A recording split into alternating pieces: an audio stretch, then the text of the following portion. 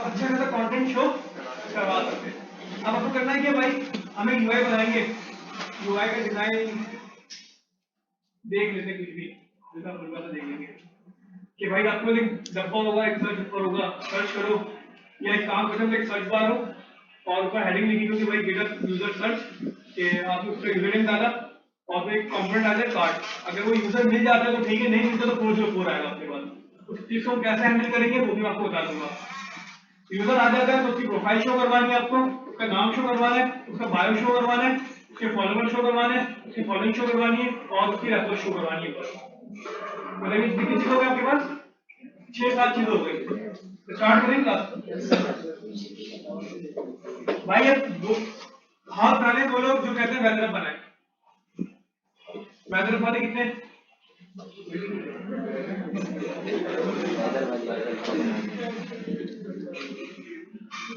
और गेटअप वाले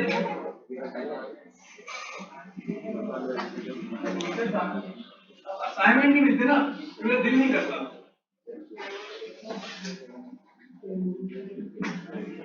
अच्छा भाई क्लास टूडो एप्लीकेशन बना लो। मैंने लास्ट टाइम भी आपको क्लास में बात समझाई थी टूडो एप्लीकेशन के हवाले से। हम आगे जाके टूडो एप्लीकेशन को बहुत जगह पे यूज करने वाले हैं, पता है ना लोगों को।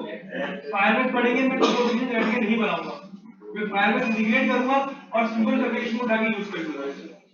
याद है ना आपको? मैं नोड.जेएस पढ़ाऊंगा, नोड.जेएस के अंदर मैं टूडो एप्लीकेशन बैठ के नहीं बनाऊंगा, तो वही चीज यूज करूंगा और डेटाबेस कनेक्ट करूंगा और सर्वर कनेक्ट करूंगा बस। अच्छा भाई पहले यूआई बना लेते थोड़ी सी। अच्छा भाई यूआई थोड़ा बताओ कि सही नहीं सही।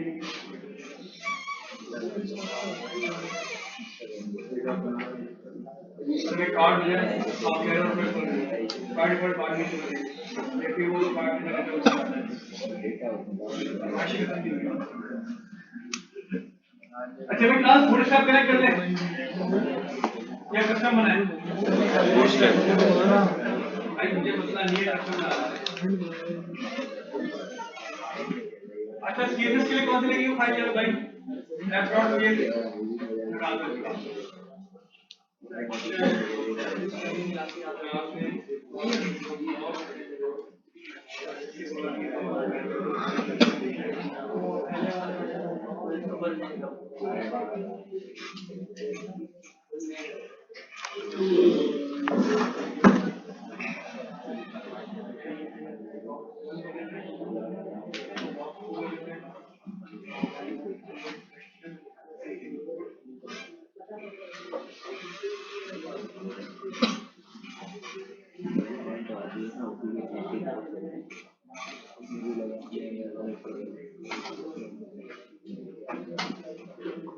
अच्छा भाई क्लास अब यूआई कैसे बन रही है ये बैठ के मैं नहीं बताने वाला, अब आप लोग काम करो। अच्छा भाई ये मेरे पास हो गया कार्ड रैपर।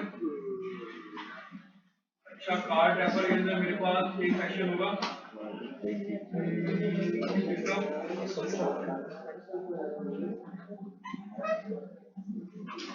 ये होगा मेरे पास प्रोफाइल, मतलब उसकी इमेज शो करवानी है और फिर ये होगी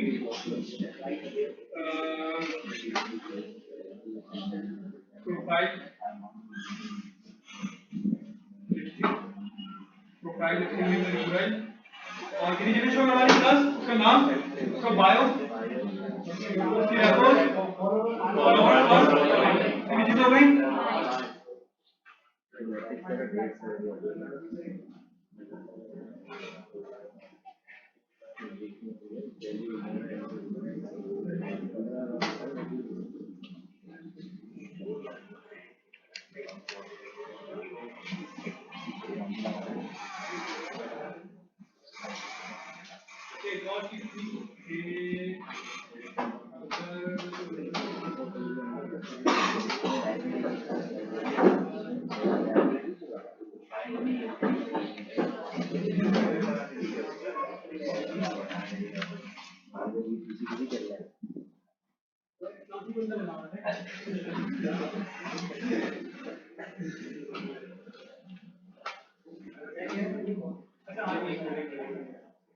नाम से बंदा बना हुआ है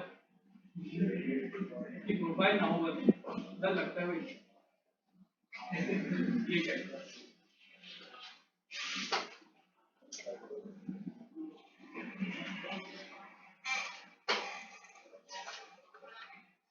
इमेजेस कहाँ रखते हैं? SRC के अगर बाहर रख दो बताओ भाई, अगर SRC के बाहर रख दो इमेजेस अगर SRC से बाहर कोई चीज आपकी है तो आप SRC के उसको एक्सेस नहीं कर सकते। डायरेक्ट बुक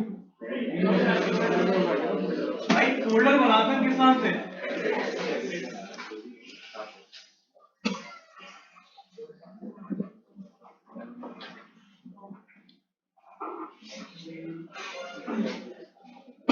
क्या कहते हैं?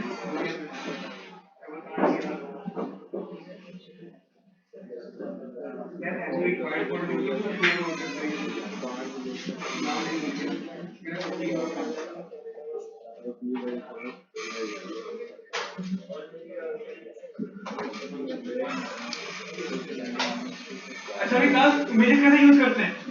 इंपोर्ट करनी पड़ती है। जैसे नहीं होता भाई कि आप डबल डॉट स्लैश करा और करने बैठ गए। यहाँ पे भाई इमेज यूज करने का तरीका थोड़ा सा चेंज है। किस तरीके का आप करोगे? आपने तस्वीरें इंपोर्ट, आपने कहा भाई यहाँ पे इंपोर्ट और आपने लिख दिया प्रोफाइल वन, नाम कुछ भी हो मतलब नहीं है।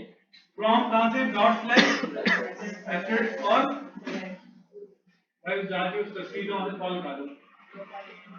SRC एसेट का नाम क्या कर दोगे? यहाँ पे सिंपल कॉपी कर दोगे। इस प्रोफाइल वन को ड्रॉप इमेज पर आए और एज अ जावास्क्रिप्ट उसको क्या कर दोगे आप लोग? थोड़ा जाके चेक करते हैं भाई इमेज शो हो रही नहीं हो रही।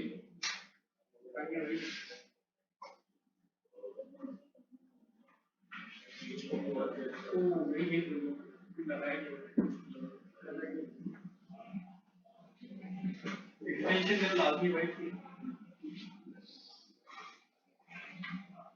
सही का।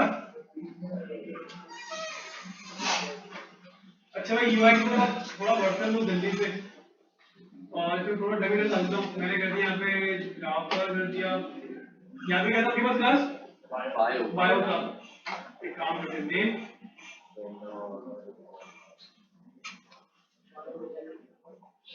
बायो और यहाँ पे लिख देता हूँ सिंपल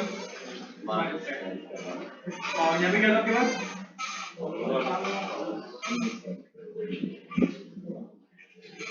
फॉलोअर में 100 कर दिए और मैंने कितनी कर दी? 100 कर दी और कर दी पब्लिक रैपोज 200 कर दी। सही क्लास। तो मेरे पास कोई जब डेटा भी आ गया और सारी चीजें आ गई। अब जाके उसको हैंडल करना है, फीचर्स करते हैं, टेंशन नहीं है। वेट कर दो 100%। मैं थोड़ा यहाँ पर और इसकी मिन हाइट मैंने कर दी 100 BH मैंने कर दिया display flag justify content centre line item box ऊपर आए इसकी वेट मैंने कर दी 70%। बॉर्डर मैंने दे दिया इसको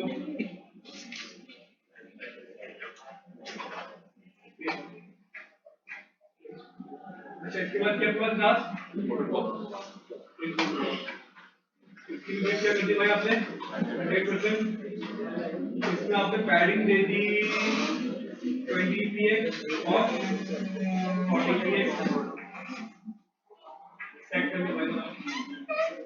सही का इनपुट क्या करना है? वो भी पूरी फील्ड में चाहिए आपको। आपने करा इनपुट बॉक्स, उसके अंदर जो इनपुट है उसकी वेट क्या कर दो भाई 100% कर दो। उसके अंदर पैडिंग कर दो भाई 50 px। अच्छा इसके बॉर्डर ले आओ 1 px सॉलिड और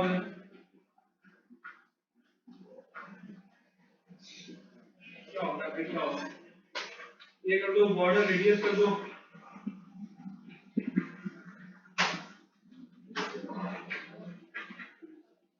अच्छा भाई ये जा रहा है कहाँ पे? बाहर।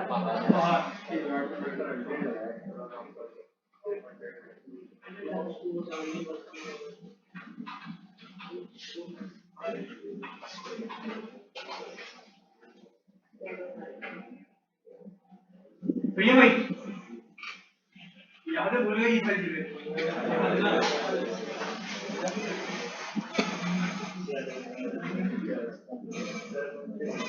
प्लेस ऑर्डर क्या देना है?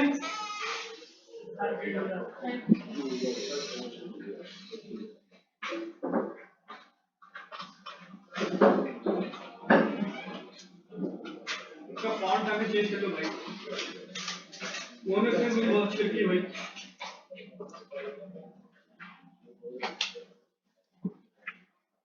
अच्छा ये ऑफलाइन आ रही है, उसको चेंज करना है, रहने देना है या कलर चेंज करना है उसका?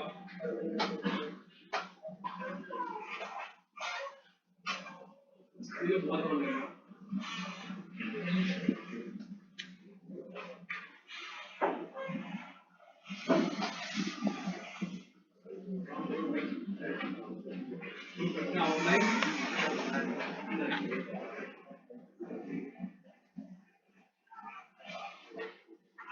अच्छा भाई, अब आपको बनाना है मतलब कार्ड। आपके इनपुट तो बन गया, तैयार हो गया। ये अच्छा, अनादर कार्ड रखा हुआ है।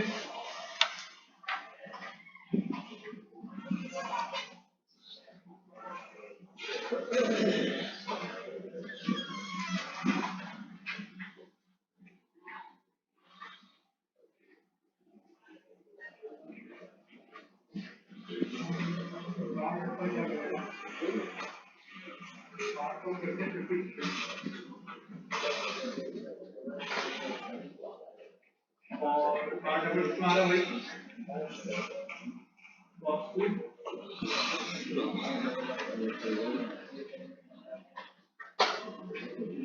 Next direction column line item हमारा नहीं आ रही है, पहले नहीं कराऊंगा भाई, मैं पहले बता दूंगा। अच्छा भाई कार्ड रैपर, मैं कार्ड रैपर ये रहा। कार्ड रैपर के अंदर एक एड्रेस क्या है, उसकी विड्थ क्या कर दो, उसकी हाइट कर दो, लेकिन सही भाई। और उसके अंदर ऑब्जेक्ट फिट जो है ना वो कर दो कंटेन। सही का ये क्यों करें बातें बता दो। अच्छा 400 थोड़ा कम कर लेते, 300 कर दे या 400 कर लेते।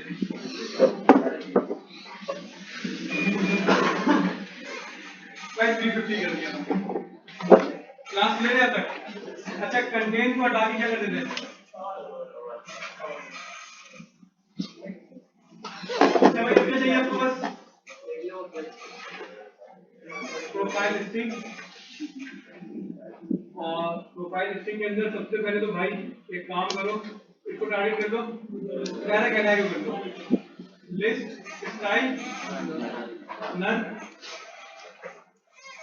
नन हुआ। एक और काम करो, वेडिंग कर दो 20 px और एडिट। ये डन है। एलाइन का मार्जिन और कुछ करना है, बॉर्डर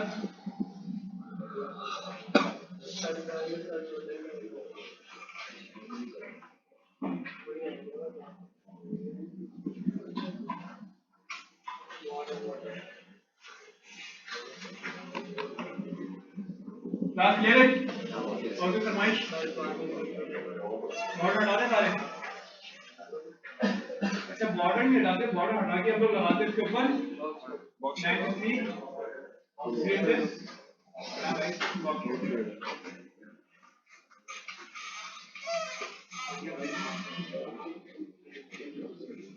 कौन सा लगाए भाई, कौन सा लगाए, कौन सा लगाए, ये लगा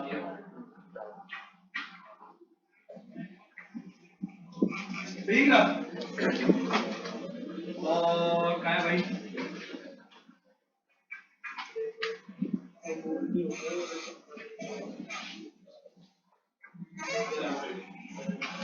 क्लास क्लियर है तक, आगे बढ़े। करना क्या भाई, अब सिंपल, सबसे पहले तो भाई सर एक चीज मिस है, क्या मिस है, बटन मुझे लगाना ही नहीं। मैं इनपुट किसके में चलाना चाहूंगा, एंटर पे इनपुट की वैल्यू में किससे ऐड करूंगा, एंटर पे। जब मैं एंटर प्रेस करूंगा तो मेरे पास क्या आ जाएगा, करा है किसी ने?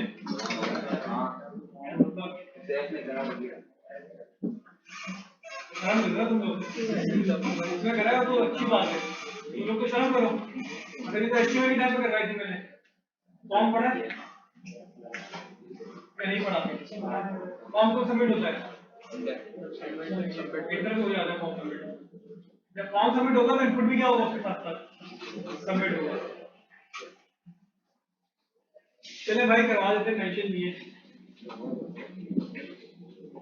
ये भाई अच्छा भाई क्लास सबसे पहले तो आपको करना क्या है कि आप चाहते हो इंटर के ऊपर आपके इनपुट की वैल्यू क्या हो, मतलब आप ये चाहते हो कि भाई इनपुट में वैल्यू लिखो और वो फंक्शन चलाना चाहता हूं मैं, लेकिन फंक्शन कब चले इनपुट के ऊपर रहते हुए जब मैं इंटर प्रेस करूं तो फंक्शन कॉल हो जाए, बटन नहीं मेरे पास। तो भाई सबसे पहली कंडीशन क्या होगी, आपको लगाना पड़ेगा यहाँ पे कदर फॉर्म एक्शन की अपनी नीड नहीं है, राइट एक्शन ने क्या कर दिया पे रिमूव कर दिया।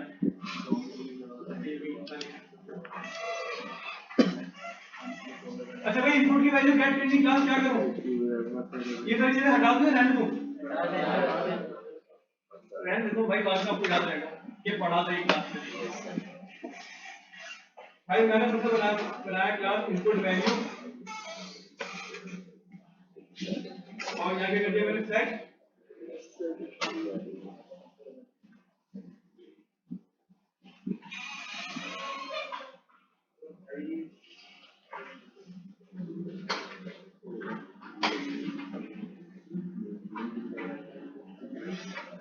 अच्छा भाई क्लास इनपुट की वैल्यू मैंने क्या कर दी, मैंने कर दिया भाई यहाँ पे वैल्यू और इनपुट वैल्यू ऑन चेंज में क्या करो भाई, आप एक कॉल का फंक्शन कॉल करो जिसके अंदर क्या आएगा प्लस ई और यहाँ मैंने कर दिया set input value E dot target dot value. Class समझ में आ गया सबको? अच्छा भाई चेक करते जरा, फॉर्म पे गया और फॉर्म में करा क्या चीज था ऑन सबमिट। भाई फॉर्म हैंडलिंग में सीखो फॉर्म हैंडलिंग होती कैसे रिएक्ट के अंदर, थोड़ा अलग तरीका है। आपने सिंपल क्या पास करा यहाँ पे फॉर्म को ऑन सबमिट का इवेंट पास कर दिया। ऑन सबमिट का इवेंट कब चलता है, जब आपका फॉर्म क्या होता है सबमिट होता है। अब इसकी बहुत सारी कंडीशन है कि आप इनपुट के ऊपर अगर इंटर मारोगे ना तो फॉर्म क्या हो जाएगा सबमिट हो जाएगा। मैं चला के दिखाता हूँ। अच्छा मैं यहाँ लिख लो भाई हैंडल फॉर्म लिख लो और इस हैंडल फॉर्म को मैंने क्या करा यहाँ पे कदर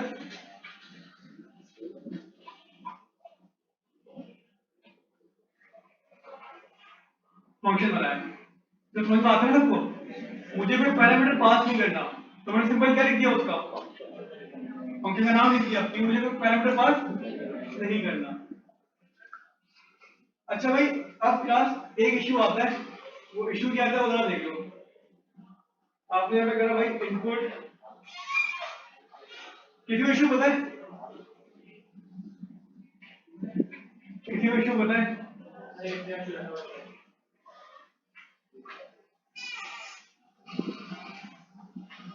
भाई आपने वैल्यू लिखी और मैंने करा इंटर, क्या हुआ पेज क्या हो गया रिफ्रेश हो गया। तो इनपुट की वैल्यू भी अपने पास कंसोल नहीं हुई क्योंकि फिर पेज क्या कर दिया रिफ्रेश कर दिया। अब आप ये चाहते हो कि भाई फॉर्म सबमिट हो लेकिन पेज रिफ्रेश तो आपके पास सिंपल एक भाई होता है। अच्छा क्लास एक और चीज, अगर आपने फंक्शन को कॉल करा है हैंडल फॉर्म, आपने कोई पैरामीटर पास नहीं करा लेकिन फिर भी भाई इसके बाद प्री डिफाइंड इसकी स्टेट होती है ना, और स्टेट कर रहा हूं पैरामीटर होता है वो रिपीट होता है। कैसे, आपने क्या लिख दिया पे ई लिख दिया कुछ भी लिख दिया, मतलब इवेंट रिक्वेस्ट का बाय डिफॉल्ट इस फंक्शन का वो इसके बाद अभी भी क्या है मौजूद है। आपने क्या करा भाई ई डॉट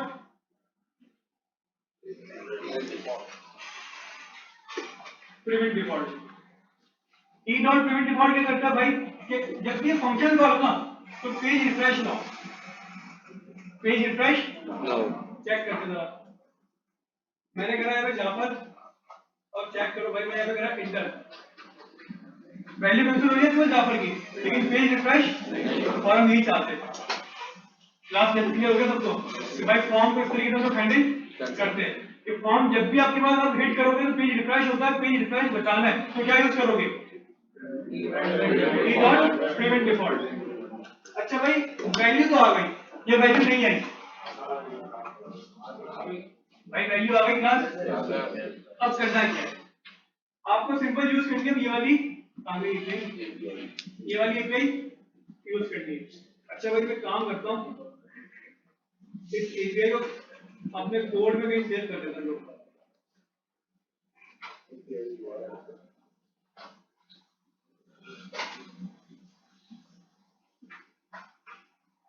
सही क्लास कि भाई आपके पास ये एपीआई यूज होगी, जिसके बाद एंड में क्या होगा, बस आपका अपना यूजर नेम होगा। अब मुझे भाई ये बताओ कि अभी तक आप लोगों ने एपीआई को इंटीग्रेट करी रिएक्ट के अंदर? नहीं करी। एक्सियोस यूज करा अभी तक? नहीं करा। अच्छा भाई फैच यूज करा होगा आप लोगों ने? हम फैच यूज नहीं करने वाले क्योंकि भाई फैच यूज होता ही नहीं, दिलाने पर टाइम जाया नहीं करना हमें, और आप लोगों ने कर लिया ना पहले, तो बार बार नहीं करना भाई। हम सिंपल यूज करेंगे क्लास एपीआई कॉल करने के लिए एक अदद लाइब्रेरी। कौन सी लाइब्रेरी? एक्सियोस। एक्सियोस आपके पास होती है एचटीटीपी की लाइब्रेरी कि आप जिसकी मदद से कोई भी एचटीटीपी रिक्वेस्ट को हिट कर सकते हो। अब वो पोस्ट हो, अच्छा आपके पास बहुत सारी रिक्वेस्ट होती है, पोस्ट होती है, गेट होती है, पुट होती है, पैच होती है, डिलीट होती है और भी बहुत सारी होती है। तो भाई किसी भी किस्म की एचटीटीपी रिक्वेस्ट को हिट करने के लिए आप क्या यूज करते हो? Simple Axios. भाई बहुत आसान है क्लास, कोई इतना मुश्किल नहीं है। आप सिंपल आओ, एक पैकेज होता है आपके पास Pentium i X0। क्या सिंपल है भाई, अगर भूल जाओ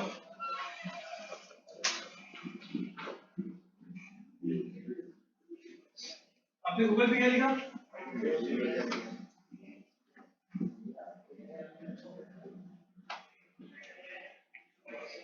क्या आपके पास Pentium i X0, जहां से कॉपी करके आप पेस्ट कर दो। अच्छा भाई यूज करने का तरीका तो बहुत आसान है क्लास, कोई भी मुश्किल नहीं है। अच्छा हम लोग क्या कॉमन चीज यूज कर रहे हैं? नहीं, हम लोग कौन सी ये यूज कर रहे हैं? मॉड्यूल से। आपके पास जावास्क्रिप्ट की दो किस्म की होती है, मुझे सुना होगा ना ES5 ES6 है। ES5 का एक और नाम है कॉमन जेम और ES6 का एक और नाम है मॉड्यूल। अच्छा भाई सिंपल आप क्या करोगे, हमें यूज नहीं करना चाहिए तो रिक्वायर्ड वाला तरीका, हमें क्या यूज करना है? तरीका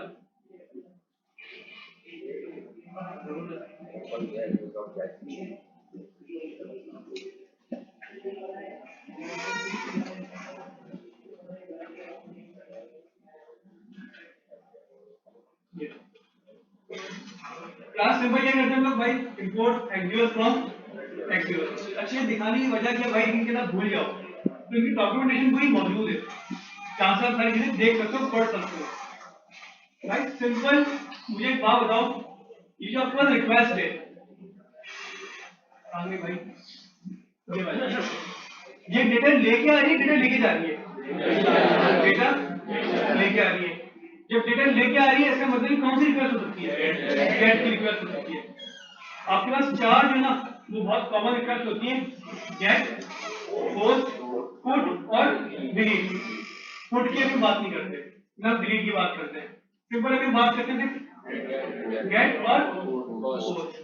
भाई पोस्ट का मतलब होता है जब डेटा भिजवाना हो, जब भी आप डेटा भिजवा रहे हो ना तो आपके पास कौन सी रिक्वेस्ट यूज होगी? जब डेटा मंगवा रहे हो तो कौन सी रिक्वेस्ट यूज होगी? अभी हमारी जो कंडीशन है वो कौन सी कंडीशन है? गेट की। आप सिंपल क्या करोगे भाई, आप लिखोगे एक्सियोस डॉट गेट। इन्होंने कौन सी यूज की है? हमें पोस्ट यूज नहीं करनी, हमें क्या यूज करनी? Simple gate. ये दिया भाई एपीआई मतलब यूआरएल आपका कि कहां से डेटा लेकर आओ। आप सिंपल क्या पास कर दोगे उसको? क्लास यूआरएल पास कर दोगे, कौन सा वाला? गिटहब वाला। देन और कैश प्रॉमिसेस पढ़ा हम लोगों ने, देन और कैश के अंदर रिस्पांस आएगा। एपीआई सही चली तो क्या चलेगा आपके पास? देन एपीआई किसी वजह से क्रैश करी तो क्या चलेगा आपके पास? कैश चलेगा। करके देखते हैं भाई। अच्छा भाई मुझे चेक करना है, मेरे पास एक्सियोस इंस्टॉल हो गया, क्या करूं मैं? एक्सियोस आ गया आपके पास, बस काम सारा आपका कंप्लीट हो चुका है बहुत हद तक।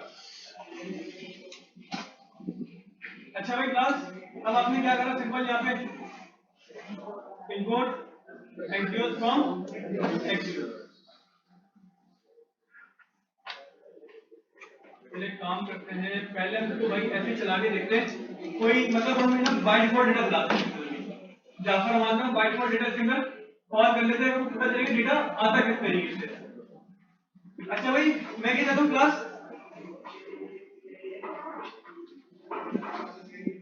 कि बाय डिफॉल्ट आपके पास भाई डेटा उठकर एक दफा आ जाए, मैंने क्या उसके लिए सिंपल मैंने लिखा है एक्सियोस डॉट गेट, कि भाई मुझे एक्सियोस यूज करना है, लेकिन कौन सी का यूज कर रहा हूं मैं, भाई सिंपल आपसे क्या लेगा, ये एक अदर पैरामीटर लेगा, पैरामीटर क्या लेगा आपसे, एपीआई, कि भाई कहां से लेकर आऊं मैं, यूआरएल ये रहा आपके पास, आपने भाई यूआरएल पूरा करा, क्लास क्या चीज कॉपी करा और इसमें अगर इसको स्ट्रिंग में लगा, मैंने कर दिया जाफर, कि भाई आप जो इस एपीआई को हिट करो और जाफर मान के लेकर आना। क्लास मेरी समझ में आई? भाई मैंने अभी बताया था कि आपको दो चीजें देता है, क्या देता है, देन या फिर कैच। देन में क्या आएगा, रिस्पांस और कॉलबैक फंक्शन, देन फंक्शन लेगा कॉलबैक जिसका ये पैरामीटर है रिस्पांस, ये तो समझ में आ गया ना सबको, ये मैं इसको और आसान कर दूं पहले। भाई आपका फंक्शन लेता है इस तरीके से और इसके पैरामीटर पे क्या देता है आपको, ये रिस्पांस देता है, ये नॉर्मल फंक्शन है, इसको फेडरल फंक्शन में कन्वर्ट कर लो जरा, तो फेडरल के क्या करना पड़ेगा आपको, फंक्शन हटाना पड़ेगा और यहाँ पे एरो लगाना पड़ेगा, समझ में आ गया? अच्छा भाई यहाँ पे क्या देता है क्लास, भाई अगर एरर हो तो क्या करना, कंट्रोल डॉट लॉग एरर कर देना, और अगर रिस्पांस हो तो रिस्पांस भी इस वक्त क्या करना, फिलहाल क्लास समझ में आया या नहीं आया, चेक करते हैं जरा। अच्छा मुझे एक और चीज बताओ, क्या ये एपीआई किसी चीज पे डिपेंडेंट है, फर्स्ट टाइम चल जाएगी, सेकंड टाइम नहीं चलेगी, इसको मैं यूज इफेक्ट में सिर्फ इसको ऐसे ही लगा है, सिर्फ आपको रिजल्ट दिखाने के लिए, सही क्लास है, ये यूज इफेक्ट कैसे लगेगा, ये फंक्शन के अंदर लगेगा एंड फॉर्म के अंदर। भाई कहां की हमारी रिएक्ट एप्लीकेशन है, भाई पेज रिफ्रेश करा, ये आपके पास डेटा क्या हो गया क्लास, देखो भाई कुछ इस तरीके से डेटा आया आपके पास, एक आपके पास यहाँ पे ऑब्जेक्ट आया, मैंने आपको पहले ही बताया था जितनी भी आपके पास एपीआई होती है ना, वो क्या रहती है आपको हमेशा ऑब्जेक्ट रिटर्न करनी होती है, ये तो एरे ऑफ ऑब्जेक्ट होगा या फिर ऑब्जेक्ट होगा, कहीं क्लास तो इस चीज की भाई प्रैक्टिस अपने पास रखो, ग्रिप रखो, एरेज की ऑब्जेक्ट की, भाई एपीआई का रिस्पांस क्या आपके पास क्लास, ऑब्जेक्ट, जिसके अंदर क्या आपके पास कंफिग, डेटा, हेडर, रिक्वेस्ट, स्टेटस और स्टेटस टैग। स्टेटस क्या है इसका, 200 का मतलब होता है सक्सेसफुली एपीआई की चली है, हेडर से हमारा कोई लेना देना नहीं है, कुछ भी हो हेडर, रिक्वेस्ट से हमारा कोई लेना देना नहीं, सबसे मेन चीज क्या है इसके अंदर, डेटा, मैंने जैसे भाई डेटा पे क्लिक करा, डेटा के अंदर आपको जितनी भी इंफॉर्मेशन थी यूजर की नोट कर आ गई, समझ में आया या नहीं आया, कोई सवाल किसी का, तो भाई एपीआई हिट करनी है किस तरीके से, समझ में आ गया सबको। अब ये काम अगर मैं फैच से करता तो मुझे बहुत लंबी करनी पड़ती थी, फैच यूज करता, अपने डेटा बुलाता, फिर डेटा को मैं कन्वर्ट करता जेसन के अंदर, फिर मैं देन कैश लगाता, फिर मुझे डेटा मिलता, सही है भाई, फैच से अच्छा है कि आपके पास एक्सियोस और पेज भी है, फैच से ज्यादा पेज क्या रहता है आपके पास, एक्सियोस रहता है, क्लास समझ में आ गया। अब मुझे सिंपल बता दो भाई, ये एपीआई मुझे कहां कॉल करवानी है, बस जब मेरा फॉर्म सबमिट होगा उस यहाँ पे मुझे ये एपीआई कॉल करवानी है, मतलब यूज इफेक्ट के अंदर दूसरा कोई काम है ही नहीं, तो यूज इफेक्ट मैंने हटा दिया, भाई यहाँ पे लगेगी एपीआई, एक कंडीशन भी लगेगी। अब मिसाल के तौर पे कोई बंदा आता है एम्प्टी है तो क्लिक करता रहे, इंटर दबाता रहे, एक भाई क्या करेगी बेस्ट तरीका भाई। अगर वो बंदा सर्च करेगा भी तो मिनिमम कितने रफ का एक नाम होता है, 3 वर्ड का लगा लो भाई। अगर वो अधिक सर्च भी करता है तो 3 वर्ड तो होंगे मैक्सिमम, सॉरी मिनिमम। तो भाई मैं कंडीशन लगाता हूँ इफ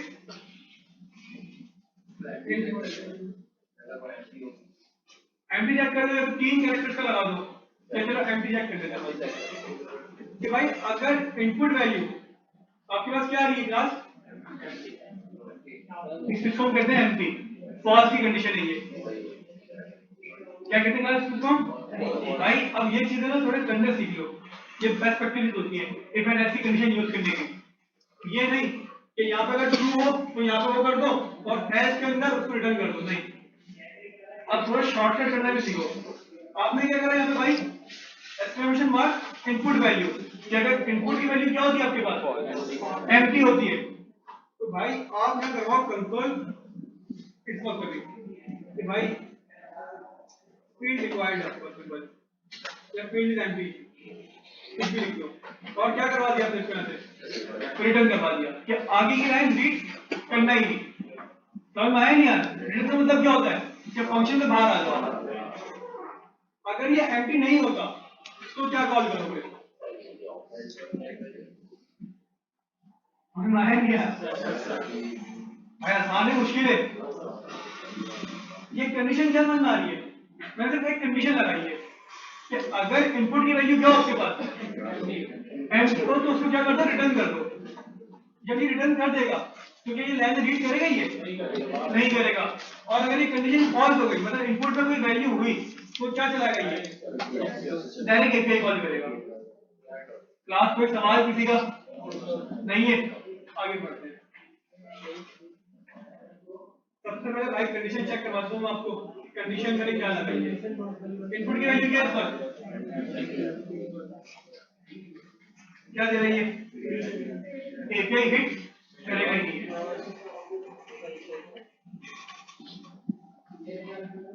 अच्छा भाई अब मुझे क्या करना है क्लास, एपीआई हिट करनी है, लेकिन एपीआई तो हिट करनी है, लेकिन मुझे इनपुट की वैल्यू एपीआई के अंदर कहां पास करनी होगी,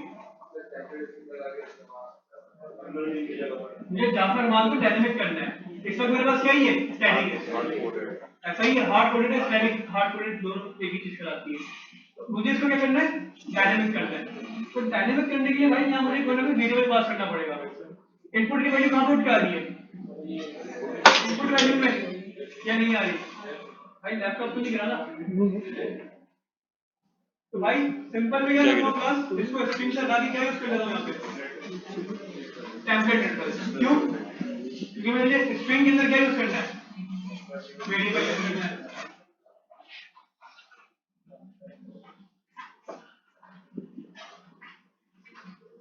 ये समझ में आया क्या नहीं आया, अब मेरा चेक करता हूँ, तो रिफ्रेश करते हैं। मैंने यहाँ पे लिखा भाई जाफर अमान, मैंने इंटर करा, मेरे पास डेटा उठकर आ गया। भाई को अपने बता दो माइनस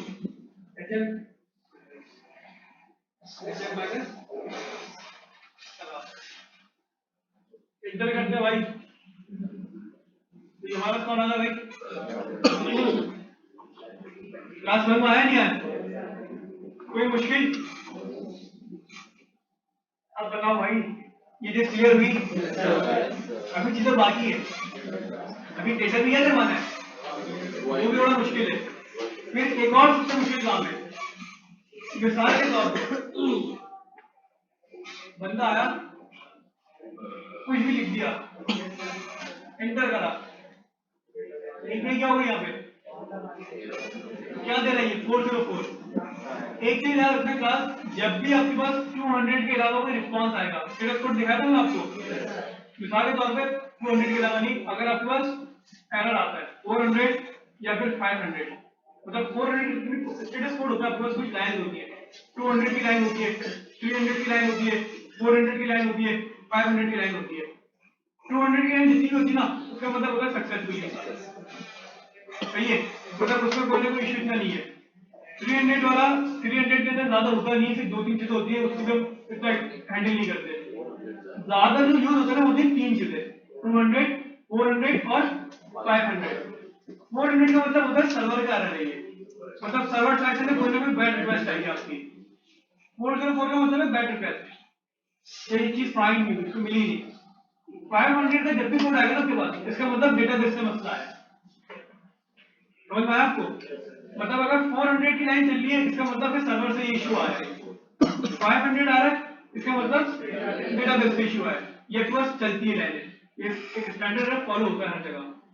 तो जब भी एक्सियोस को 400 या 500 की लाइन मिलती है, तो आपके पास कैश चलेगा। क्या चलेगा? आपके पास हमेशा कैश। आपके पास जो वो क्या कहते हैं डैम भी चलेगा। सही है क्लास? चलें जी भाई, थोड़ा आगे बढ़ते हैं। तो अब बंदे ने भाई कुछ गलत शब्द लिख दिया और आपके पास बैन चला नहीं, क्या चला आपके पास? कैश। हमें हैंडल करना है कैश को। सबसे जो मेन हमारा टास्क है ना इस क्लास के अंदर, वो क्या है? हमें कैश हैंडल करना सीखना है, क्योंकि भाई थोड़ा मुश्किल होता है हैंडल करना। भाई ये बता दो सबसे पहले, ये जो समझ में आई, आगे बढ़े। कोई सवाल किसी का इसके अंदर अभी तक तो भाई करते हैं। ये रहा कोड, अगर ये कोड में कोई चीज समझ में नहीं आती तो मुझे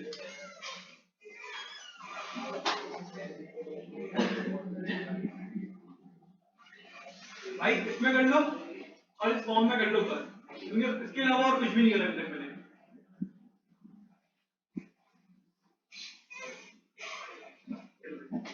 कोई सवाल है तो कर लो।